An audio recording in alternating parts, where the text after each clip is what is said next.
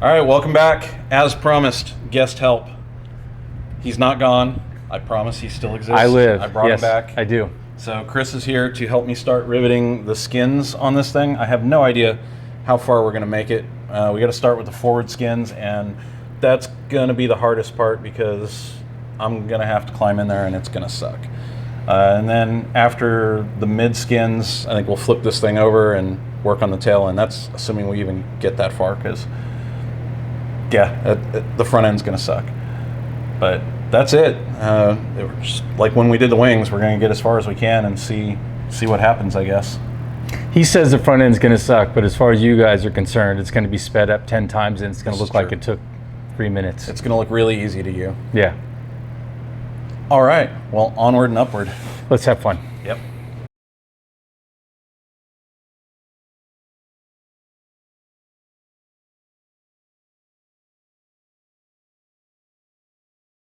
Panel out. Then I can just kind of lay on the floor and reach around. Do you have like Shit. Apparently I can't lean that far forward. That got scary. I don't know. I don't want to reach over there.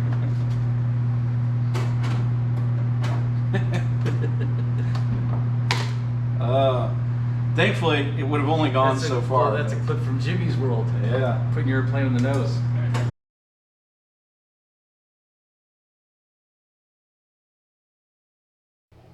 So yeah, I almost crashed my plane before it was even done. That was a little terrifying. As you can see, we had a CG issue there. The tail of the plane is supported. It is sitting on the tail spring on a sawhorse, and the front is sitting, it's balanced on that table right there on where, just forward to where that spar would attach. There is the other bar of the table that would have stopped and did stop the fuselage from going any further forward, but when my hefty self leaned far enough forward, sure enough, that caused a problem. What you didn't see off camera there was Chris grabbed the giant bucket of Clecos and put it all the way on the tail end of the plane, and that was enough weight to keep that from happening again the remainder of the time. So anyhow, hell of a way to get started. I can't say thank you enough to Chris for showing up and helping me with this. There's definitely no way I could have gotten down in there to get all of these by myself, or if I did, it would have required some really crazy gymnastics. Anyhow, starting out, this is the right side forward skin of the fuselage, and we're starting on the auxiliary longeron. And if you've gotten to this step, or you're looking at the plans for this step, or you just watched one of my previous videos, you'll notice that there's a whole row of copper Clecos in there where there should be silver ones. And that's because I screwed up and final drilled all of those to number 30 when only the very front few that are in the steel reinforcements for the firewall should have been number 30. The rest were intended to be number 40. I did call Vans when it happened. They said no harm, no foul. I'll just have beefier rivets in there and it'll all be fine. So that's what we did. And we had to figure out what length worked best. It matched up with the plans as far as the number 40 rivets went. So we just rolled with that and it all came out just fine. Everything in the front end is still very difficult to get to because I still have to kind of crawl in there to get to it. Lots of referencing the plans to make sure we've got the right rivet callouts. And there was a few places where the right rivet callout still didn't make sense or it ended up really thin. I am very surprised and happy to say we didn't have to drill out a single rivet. I'd really like to say that's just because we're both so damn good, but I'm just going to say we got really lucky and didn't screw any rivets up, which is saying a lot because there's a couple of these that were extremely challenging to get to. What you see us doing right now is that center reinforcement plate. So there's a plate that goes over the gear tower, then there's a spacer plate, and then above that is the longeron and then the skin. So there's a lot of stuff sandwiched in that one little area down there, and the only way to access it from the bucking bar side where I'm at is you got to reach through that access hole in the gear tower and just kind of go in there blind after it. So those were challenging, and I'm pretty sure there's no way in hell I would have been able to do that by myself. Some of the other ones I probably could have straddled the fuselage in some precarious way and done it, I guess. But the worst two are what we're looking at right now. The two rivets, and there's actually more that needs to be done later, but the two rivets in the top of that gear tower, you'll see a better shot of it later on when we do the other side, because you'll see it from my perspective. But you can't get your arm in through that hole, or at least I can't. If I had somebody with much smaller hands, maybe they could get a bucking bar through that top hole, but my hand's not fitting in there. So we had to grab my big steel, like boot-shaped bucking bar, and then use the inspection camera there to see where it was at to make sure I was on the rivet. And we were able to finally get them, but definitely challenging to reach. And then it's just a matter of going down this vertical row on either side of the gear towers, and that was pretty easy for both of us, I think. All in all, the riveting of the forward skins took us about 4 hours, maybe a little bit less, probably less if you take into account all the times we stopped and scratched our heads and tried to figure stuff out. Plus there was a lunch break in there.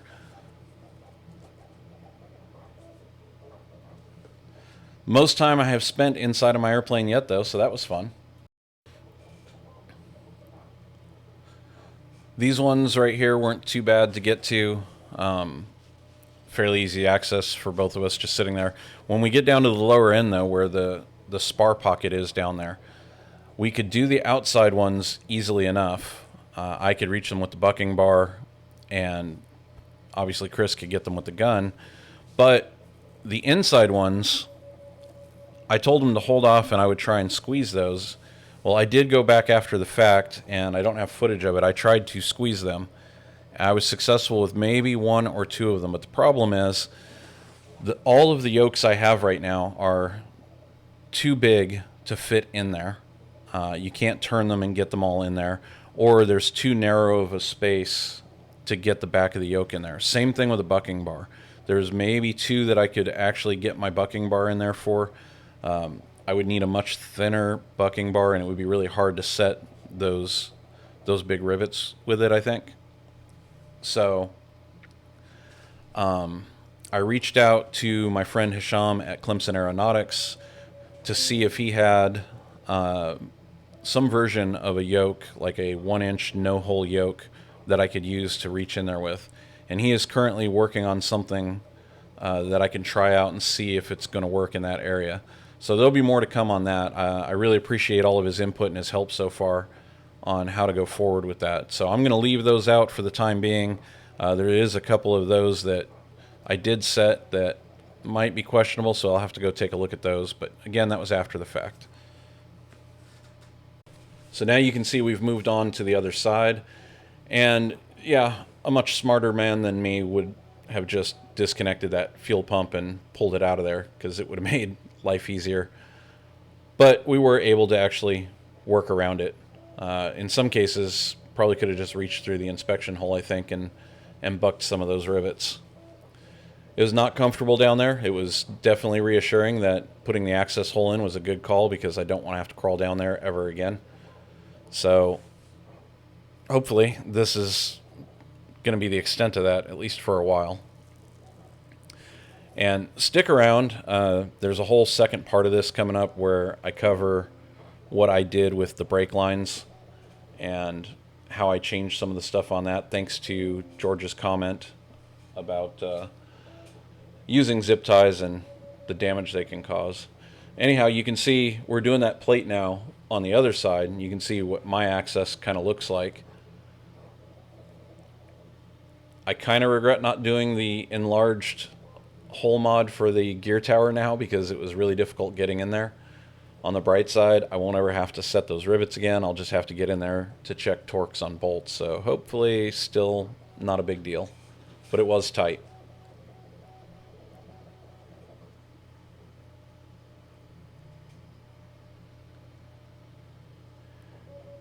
And now you can see a bit of what it looks like to do the backside of the vertical line on the back of that gear tower. And that bulkhead gets unclecoed and is just kind of hanging out in there. If it didn't have the brake lines on it, it would be removed altogether, but it was no big deal just to kind of bend it out of the way and put it back in later. That way you got good access to it. And now it's back where it belongs. I can probably rivet that at any point, but I'll stick to what the plans have to say about it. These were some of the easier ones to rivet, because it's just a matter of sitting in there and just going down the line. A whole lot easier than dealing with the wings back in the day.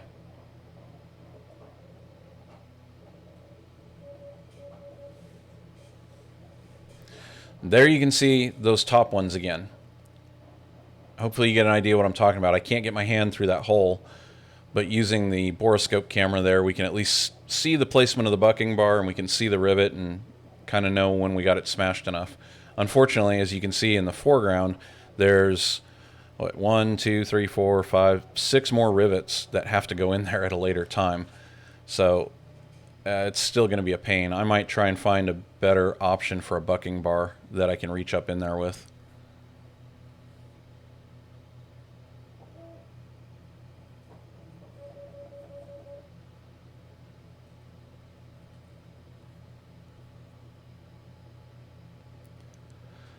All right, on to the outward edge, the 470 rivets that we have to put in. And again, these weren't too terribly bad to get, but getting on the inside of that, really, really difficult. It's a small, narrow space, and then right on the other side of the skin, maybe a ½ inch away from it, are the support bars for the center spar. So you really don't have any room. In fact, the very bottom two on those Vans did have me go ahead and put pulled rivets in before we started riveting anything else. And those were easy enough to do because the skin was flexible and you can pull it away, but no chance of getting those other ones done.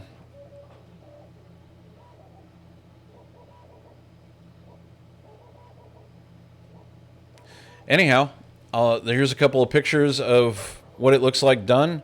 And then we're going to go back to a live view from the garage to go over the brake line stuff that I didn't get video of because I lost it. So I'll see you later.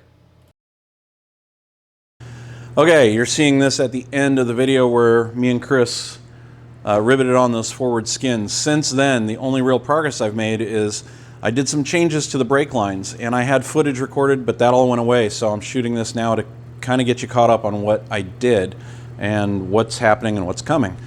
So, a friend of mine who watches the channel, George, pointed out on one of the last videos that shouldn't really zip tie those braided brake lines together because eventually they'll rub and abrade each other, and he is absolutely correct. I didn't like it when we did it. I don't think it's a good idea, and we're doing something different.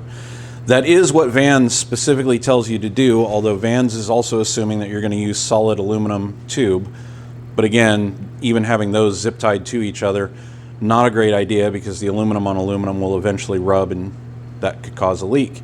As George pointed out, who was a former jet engine mechanic, on jet engines when we work on them, usually we'll use double 8L clamps clamped to each other to hold lines apart for spacing. That was an option for this, but I also wanted a way to mount these securely, not just clip them together. I want them to be able to attach to something. The only thing for them to attach to is the baggage compartment floor, but that has to stay removable, and I didn't want to get in a position where I have to crawl under there to undo 8L clamps that are clamped to it, but I wanted to have a way to secure it. So what I came up with, replacing the zip ties and or 8L clamp idea with, you guessed it, a 3D printed clip. So this, after a couple of iterations and talks with George and redesigns, is a clip that is designed to fit the TS Flightline's brake lines. It will hold them securely in place just the way it is, but I also added a slot. I think you can see it there on the end. So a zip tie will go through it. And then you can secure them to this with a zip tie if you want to. You really probably don't have to because it will hold them securely in. For the baggage compartment floor, I made 2 special ones. I'll show a picture of them right now.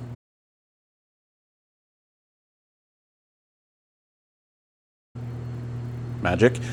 Those have a standoff built into them that sits up about, I think it's about 25 millimeters. And the reason that exists is because on this baggage compartment floor, you see those structural supports right there, these angles. You can't have the tube run across there without a standoff. So I have the ones with standoffs. I marked for the holes where they're going to go, and they're going to pass the lines around. So the standoffs will be bolted to this, and then the lines will just clip into that. And if I ever need to take this out, I can reach in through my inspection panel, just pop those out of the clips, unscrew this from the baggage compartment, and pull it out and get full access. But when it's in, everything's going to be secured. I think it's going to work out really well. If anybody wants me to add these to the store, I can. Right now they're printed out of ASA, but I do have some ASA carbon fiber infused filament on the way, and I'm going to test that out and see what I think of that. So maybe they'll be made of that later to make them even tougher. Also, hard to tell, I don't know if it'll focus on it, there is a little groove also recessed in there to help nestle the zip ties. And the zip ties, it's designed for one on each side, so you can still put a number 8 screw through here, or sorry, number 6 screw is what I got these set up for, and a nut. I will show you another picture of what that looks like in the fuselage, and then I'll take the camera over there in a minute to show you what it looks like now. The other part that I'm probably going to offer on the store here soon are the grill vents that I made for the NACA vents. If anybody's interested in those, same thing, I might print them out of the ASA carbon fiber or just ASA, but they just go in there like that, and then hopefully the tube will hold that on, or a little dab of silicone around the end will do you. The other change, I'm going to throw a picture up now, or here in just a second, of the brake lines when all 4 of them come together across the bulkhead and the mount. Vans tells you to use double 8L clamps, 2 around the bulkhead fittings, and then 2 around the tubes that go past it. The problem is, the way Vans draws it versus how it actually works doesn't work out right. I use the 8L clamps they call for, which are these guys, to go around the bulkhead fittings, but they are so thick in this direction that they end up on the B-nut fittings for the hose instead of on the fitting itself. And the downside to that is stress, weight, gravity, and everything alone could cause the one on one side to turn and take the B-nut with it and loosen it. It's not a good idea. Anyways, here's a picture of what that looked like when it was installed, so you can see what I'm talking about.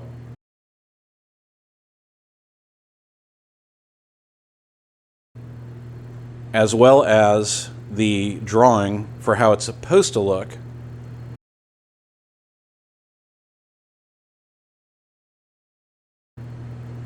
And then what I did end up doing is I made a bracket out of some angle aluminum with holes in it that mounts over those bulkhead fittings and then provides a mounting point for the 8L clamps that hold the outer hoses. So here's what that bracket looks like.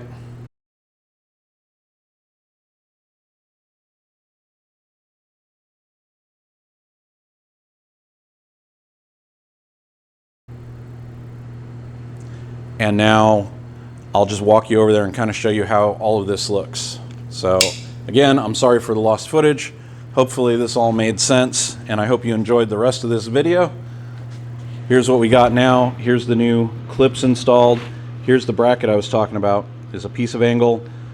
Notched it out around here for the fittings to fit, and then notched it on this side for these 8L clamps. So that is all in there and secure. And then here are those clips with the bigger standoffs, so this will bolt to the baggage floor later. Hopefully that's a good solution, but you know me, I can't leave well enough alone. I'm sure things will continue to change and evolve. Hope you enjoyed the rest of the video. It was great having Chris over here helping. He's going to come back and help me with the rest of it, which is good because I haven't done anything else since he left. I'm going to try and get some more work done, at least try and get these longerons riveted on. Anyhow, thanks for stopping by. Hope you enjoyed it all. Like, subscribe, all the other stuff I should have said during the voiceover, and I probably did say, but don't know it now. And I'll see you all in the next one.